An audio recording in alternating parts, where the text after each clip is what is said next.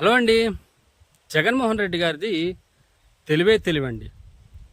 ఎందుకంటే గతంలో ఏ ప్రభుత్వం అయినా సరే ఫీజు రియంబర్స్మెంట్ కానీ, లేదంటే విద్యార్థులకు స్కాలర్షిప్లు కానీ, లేదంటే ఎటువంటిదైనా సరే ప్రభుత్వం ప్రజలకు చేసే మేలుల గురించి కానీ ఏదైనా సరే ప్రభుత్వం చేతులకి డబ్బులు ఇచ్చేది కాదు.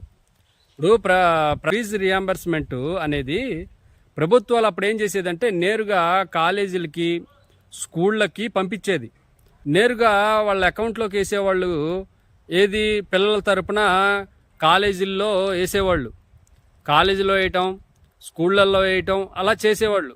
ఇప్పుడు జగన్మోహన్ రెడ్డి గారు వచ్చిన తర్వాత ఒక కొత్త ట్రెండ్ని తీసుకొచ్చారు. ఏంటంటే ఏదైనా హెల్ప్ చేసేటప్పుడు ప్రభుత్వం ఇస్తుంది అంటే ఏం చేశారంటే జగన్మోహన్ రెడ్డి గారు వచ్చిన తర్వాత నేరుగా స్కూళ్ళకి, కాలేజీలకి పంపించకుండా తల్లి అకౌంట్లోనో తండ్రి అకౌంట్లోనో వాళ్ళకి తెలిసేటట్టుగా వేయటం. ఆ విధంగా చేయటం వల్ల ఏమైందంటే ఈ ప్రభుత్వం మనకి సహాయం చేస్తుంది అనే ఉద్దేశం ప్రజల్లో కల్పించారు. ఈ ప్రభుత్వం మనకి మేలు చేస్తుంది అని కల్పించారు. గతంలో రాజశేఖర రెడ్డి గారు ఉన్నప్పుడు కూడా, చంద్రబాబు నాయుడు గారు ఉన్నప్పుడు కూడా ఇటువంటివే వేసేవాళ్ళు.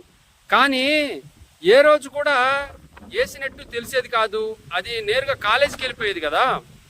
తెలిసిన రెడ్డి గారి ప్రభుత్వం ఏం చేసిందంటే నేరుగా తల్లి అకౌంట్లో వేయటం వల్ల ఆ తల్లి అకౌంట్లో వేస్తున్నారు కదా, అది తెలిసేది.